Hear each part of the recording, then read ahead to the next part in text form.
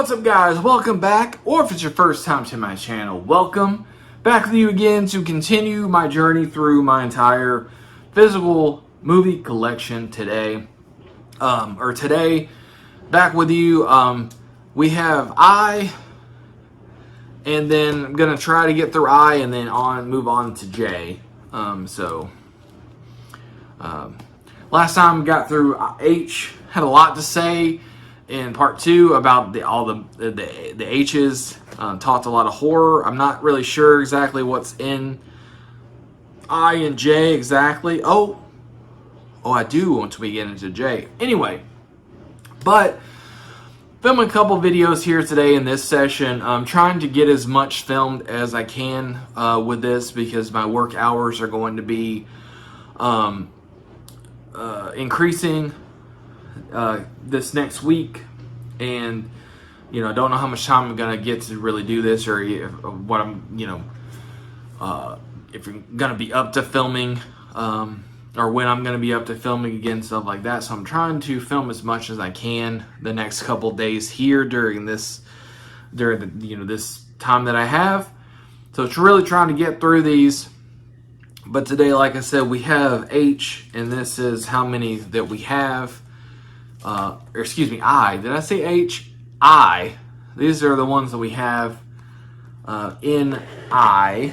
So let's go ahead and get into it. I'm going to try not to jiggle the camera too much as I do that. All right. So, first off, starting off with a bang, at least for me personally, Idle Hands. Horror, comedy, Devon Sawa. Or Sawa, yeah, not Devon Sawa. Devon Sawa, it sounded like I just said it the same way twice. Jessica Alba, Seth Green. Again, a horror comedy essentially is about a stoner, slacker, teenager that his hand gets possessed. And it does the whole thing of like Idle Hands or the Devil's Playground or the plaything or something like that. The hand gets possessed, and him dealing with that. Very, very good movie. I believe it takes place during Halloween, like maybe the week of Halloween or whatever, Halloween season. So it's a great one to watch during Halloween. But you don't have to wait until Halloween to watch it. If you've never seen Idle Hands, check it out. I believe this is getting a remake, which I don't know. I guess it depends on who they cast. I don't know. I think this one doesn't get enough love, and not a lot of people talk about Devon Sawa in this movie. The fact that at his age and what he was able to do, the physical comedy and just the physical nature of this role, and the fact that he was playing like his hand is possessed, like his hand essentially has a mind of its own and is doing its own thing and stuff. It works. You really do feel like his hand is possessed, and it has a mind of its own, and it's him, the rest of him, fighting this force that's taken over his hand and everything, and just fantastic movie. It still holds up. When I bought this from Amazon a couple years ago for a rewatch, because it had come up on something. I can't remember if it was my fiance and I were talking about it or what. But it got brought up, and I'm like, wow, I really love that movie. I haven't seen it in a really long time, and then I bought it from Amazon, and we rewatched it, and I still think it holds up. I think it's fantastic. I don't think it needs a remake, but how old is it at this? It is 1999, so, it's about the right. Oh, it's got a 6.3 out of 10 on IMDb. I don't know. I think it's great. I think it still works. Vivica Fox is in it. Eldon Henson. Sean Wallen, Fred Willard, R.I.P. But yeah, I think it still holds up today. I guess we'll see. They are moving forward with a remake, so if it sees the light of day, I guess we'll see. I have a feeling it's going to be one of those that probably just goes straight to streaming. I don't know. We'll see. Then we've got Jason Segel, Paul Rudd. I love you, man. I love this movie. This is one that I instantly. And this is the Blu-ray copy of this one. What is this one here? It's just the DVD of Idle Hands. I Love You, Man. Blu-ray copy. I think I was able to find it at Dollar Tree. I can't remember. But it was one that when I saw, it came out in 2009. I can't believe it's been that long. Wow. But like I said, Jason Segel, Paul Rudd, Rashida Jones is in there, Jamie Presley, Jane Curtin, Jon Favreau, J.K. Simmons, Andy Samberg. Fantastic cast. But it's essentially about Peter Clavin, a friendless guy, goes on a series of mandates to find a best man for his upcoming wedding. But when his insta-bond with his new BFF puts a strain on his relationship with his fiance, can the trio learn to live happily ever after? I feel like that's kind of a... I don't know if that's entirely accurate. I mean, that does happen. But it is essentially about, it's like, you know, the main guy played by Paul Rudd is engaged to be married. He doesn't have a lot of friends. He doesn't have any friends. Like, his best friend is his fiance. I can relate. And he doesn't have a best friend for his upcoming wedding. So he is in the process of trying to make friends, in the hopes of, you know, finding a best friend to be his best man at his wedding and stuff like that. And, you know, he meets Jason Segel and they hit it off, and it is a really good, it's a really good movie. It's a nice little, like, a buddy movie with certain,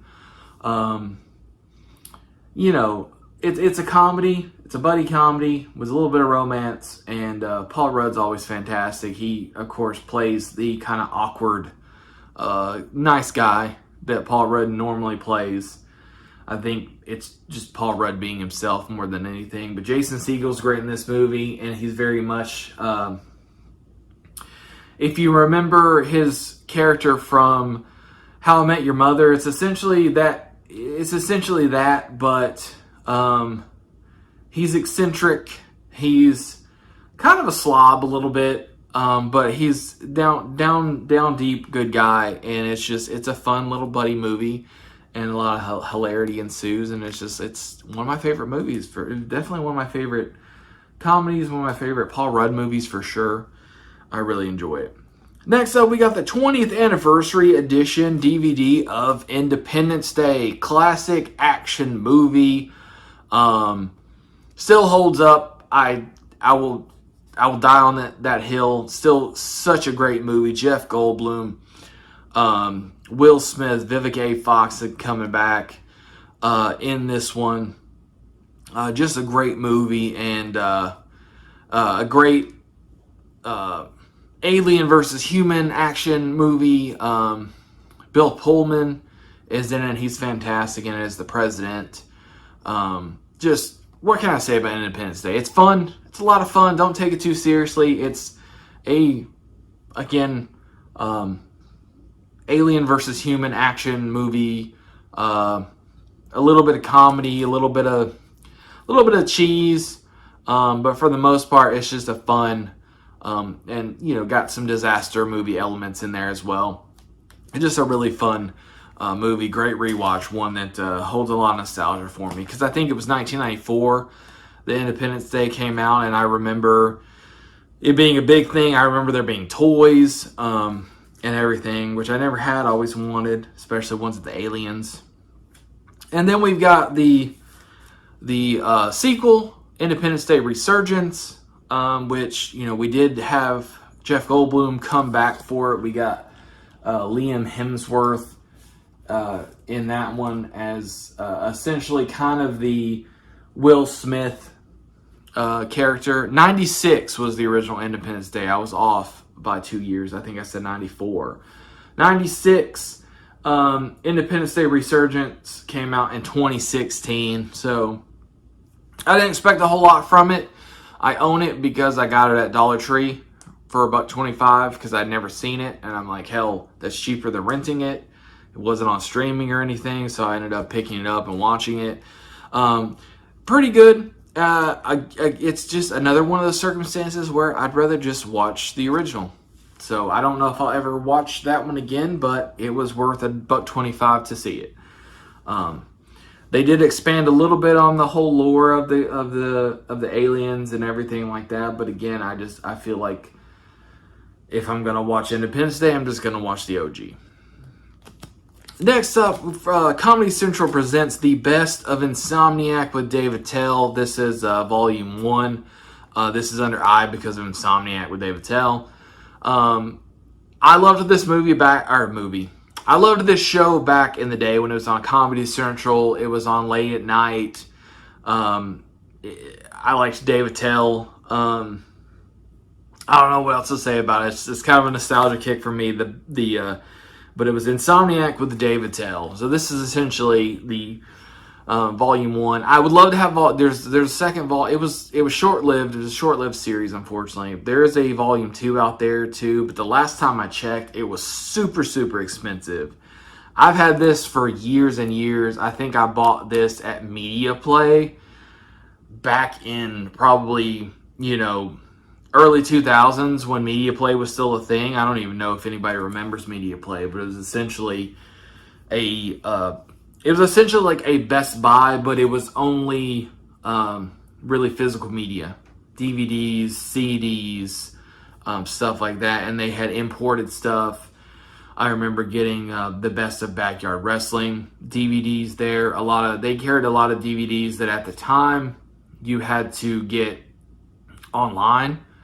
That was like one of those rare places at the time you could just walk into a store and get, imports and stuff like that and take them home that same day and not have to buy them online or on eBay or something like that and pay inflated prices. So, I mean, they marked stuff up as well because they were imports and stuff, but really, really cool store. I miss stores like that. I know now because of internet, and online shopping and stuff, there's not really as big a need for that kind of stuff, but it was nice to have physical stores you could go to and find something, and sometimes you'd find stuff that you necessarily weren't even looking for.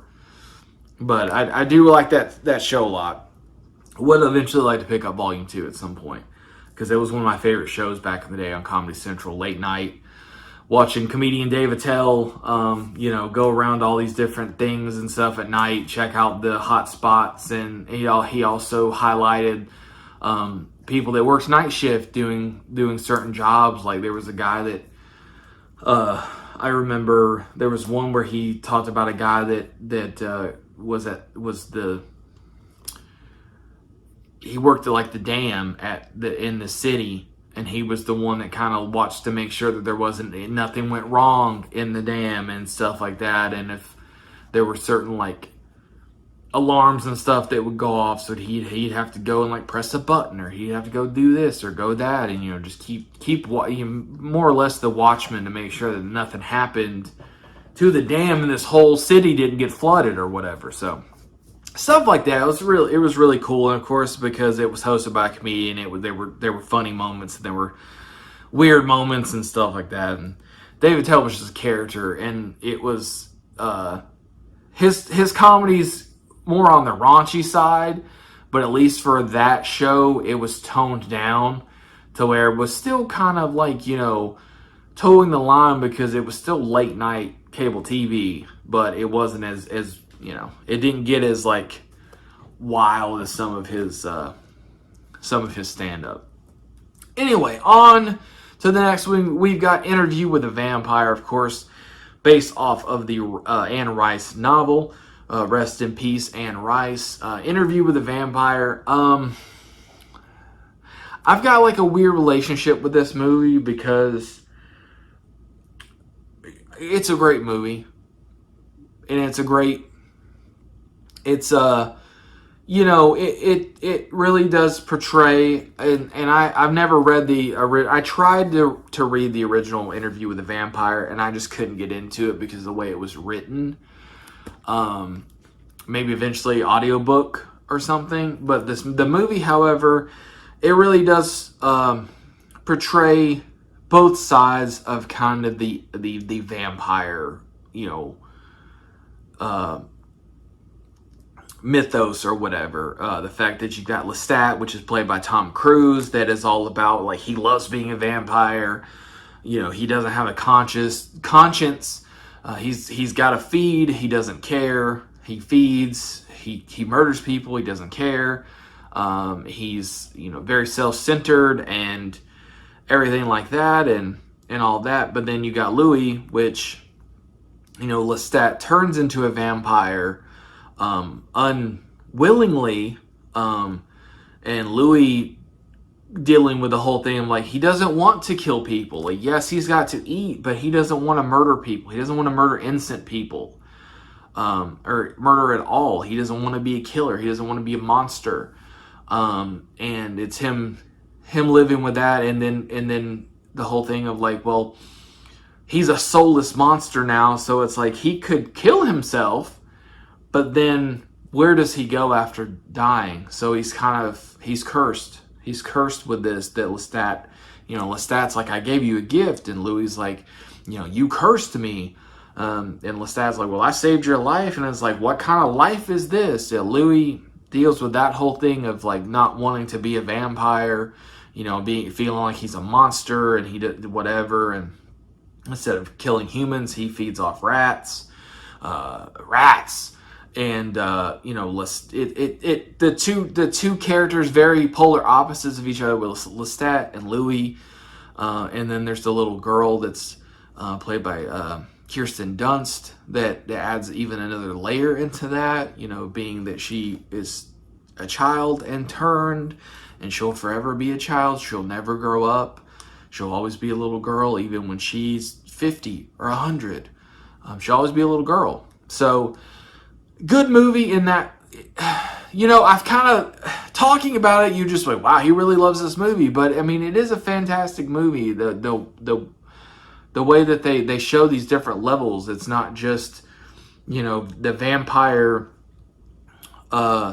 you know, it's been very romanticized, and it's like, you know, you live forever, and you know, you have sex all the time, and you're beautiful, and all this other stuff. But there is different layers of that thing, and Anne Rice really, you know, really kind of explored those different the different layers of the whole vampire mythology and all that kind of stuff. Interview with the Vampire is very good. Louis just gets very annoying, because he's whining the entire time and everything, and it's just like, bruh, I get it completely, especially in talking about it right now.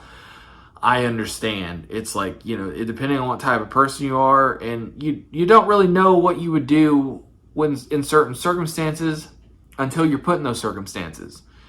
And, you know, most people would be like, oh, I would love to be a vampire. I'd be, you know, I wouldn't care to kill people and drink their blood or this or that, or it's like, I'd be a vampire, I'd live forever, and I could do whatever and all that other stuff. But it's like, yeah, but you gotta hope that, you know, it's like Lestat's able to live this, he's wealthy and he's able to live this very extravagant lifestyle and everything like that. What if you were poor? What if you didn't have the kind of luxury that you have? Or what, you know, starting out, what if that's what you had? What if you just suffered the entire time because you couldn't live extravagantly? You couldn't do all this stuff. It's like, yeah, you're alive forever. You're immortal, and you have, you know, these gifts and stuff. It's like in some vampire mythology, they talk about having super strength and super speed and having these powers and stuff like that you could have. But you know, there's also just things about being a human, about being like a human world, essentially, that you would probably have to maybe deal with as a vampire. Anyway, I've talked a lot about Interview with a Vampire. Maybe I should just do like a deep dive into that at some point. Anyway, enough about Interview with the Vampire. Next up, we got Amanda Seyfried, Justin Timberlake, In Time. This movie's great. This movie does not get a whole lot of love, and not a lot of people talk about it. I've heard it mentioned a couple times, but it's one that definitely gets overlooked.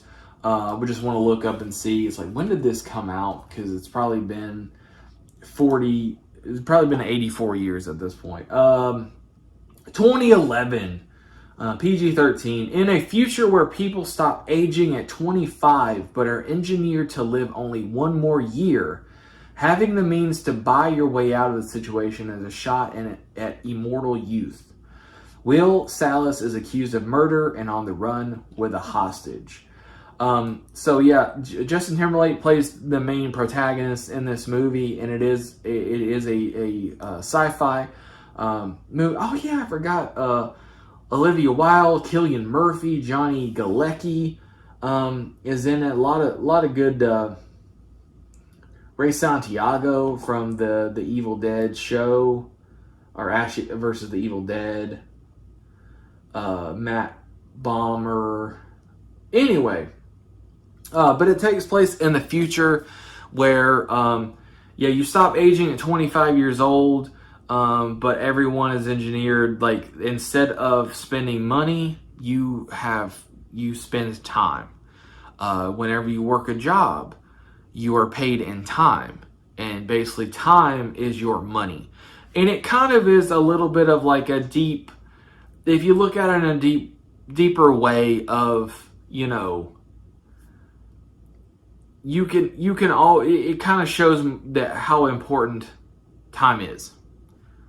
How important time is, and you can always make more money, but time is our most valuable asset. We can't get more time. We're eventually going to die, and that's going to be it. Theoretically, obviously. So this one really takes it and makes it a real world thing. It's like you have time, you work money to get more time, and you have to also use time to pay for food, to pay for luxury, stuff like that. So of course, the rich and powerful are going to have more of that to throw around, and they essentially can live forever, when the common man or the working class don't, and every second counts. Very, very good movie. Again, it's one that doesn't get talked about a lot. I love it. Justin Timberlake is actually fantastic in it. I think he does a great job. And I believe Cillian Murphy is like the main antagonist. He's like the agent or whatever that's chasing Justin Timberlake, and he's also great. And essentially just a man doing his job. But I'm a sucker for Cillian Murphy. I think it's a great movie. I think it deserves a lot more love than it gets.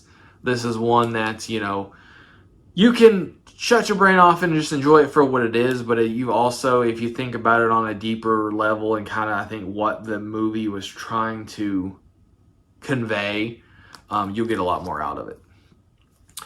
All right, next up, we've got Into the Wild. I'm going to have to look this one up because I just had a brain fart. I'm sorry. Emile Hirsch. This is actually based on a true story about a guy. But it's after graduating from Emory University, a top student and athlete, Christopher McCandless, abandons his possessions, gives his entire savings account to charity, and hitchhikes to Alaska to live in the wilderness. But yeah, it actually is about an actual person that was Emory University top student, very brilliant guy that, he wanted more out of life. He decided to leave college that simplifies a lot. He ended up leaving college, go traveling cross country, basically backpacking or hitchhiking and experiencing life, like just experiencing the country, the life and stuff. And then he eventually does end up in Alaska, ends up making a home in an old, like, abandoned school bus there and stuff like that. And it's a really good movie. It's kind of it's bittersweet. Emile Hirsch, this was no, not this movie. It was it was Lords of Dogtown really made me kind of notice Emile Hirsch. This movie made me really like Emile Hirsch, and I'm like, wow, this kid can act. He did a fantastic job in this movie. You really felt for him. You felt for the, knowing it's based off of a true story. This kid was just trying to, he was just trying to live and trying to find his place and trying to find what was trying to find an existence that was going to make him happy. So I think we can all kind of relate. It's a really good movie. They did a good job. Emile Hirsch is fantastic. Vince Vaughn's also in it. Catherine Keener is in it. What is this other guy's name? I'm trying to remember. Oh yeah, William Hurt is in it. I forgot that he was in it. Kristen Stewart, Hal Holbrook, Zach Galifianakis. Came out in 2007. 2 hours and 28 minutes, so it's not a short movie by any means, but very good movie. Next up, a movie that I was given as a gift and I've never watched, Invictus. Morgan Freeman, Matt Damon. I just never watched it. I couldn't even tell you what it's about at this moment, so I won't really get into it, but I've never seen it. Again, another movie that was gifted. I have movies that were given to me, or gifts, or I got for free, or maybe got for really cheap or something, and just have yet to watch. Last but certainly not least, for the letter I's, we have I, Robot with Will Smith.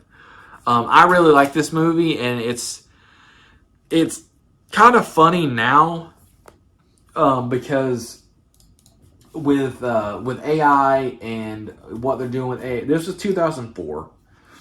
In 2004, even still, we were thinking the future and what the future was going to be and like what possibly could be. And, even since the 70s with Star Wars, with droids, everyone's always kind of had a fascination with what if we had these artificial intelligent robots and stuff to help us and everything like that. Even in 2004, we were doing it. We're thinking about what the future was going to bring, and robotics were a thing back then, and there were engineers creating robots and everything. But it's like now with AI. And some of these videos that are circulating from these conventions and stuff with the robotics and what they're doing, and they're getting more lifelike, not only in appearance, but just mannerisms and speaking and everything like that. It's like you wonder, eventually, who knows? iRobot could happen. We could suddenly, I think that's a lot of people's biggest fear is, AI becoming sentient and suddenly being, wanting to kill us or wanting to, there being an uprising or something like that with, similar to like with what Terminator did, with robots becoming, they're the AI or something or whatever, Skynet becoming sentient and suddenly wanting to attack human beings because they feel that we're a threat. And everything. Who knows? But very good movie, iRobot, in 2035, which it's crazy to think that's, 2004, that felt so far in the future. And now here we are, 2025, 10 more years, guys, a decade, and we'll be, it'll be 2035. 2035, a technophobic cop investigates a crime that may have been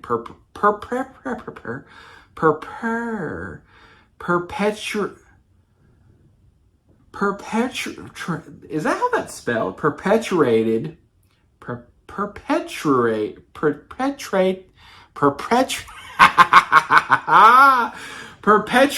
by a robot, which leads to a larger threat to humanity. And yeah, so it also does kind of have kind of like Blade Runner vibes, and the whole thing of it being, a technophobic cop and everything. Like, he's old school. He doesn't like technology. He he's already like, oh, these robots and stuff, and then there is a whole thing of him kind of learning and evolving as the story goes on as well, and stuff. So you do have some character growth there with Will Smith's character of Del Spooner. But I like it. Oh, Alan Tudyk is in it as well. Bruce Greenwood, James Cromwell, another really good crop of names there, talents.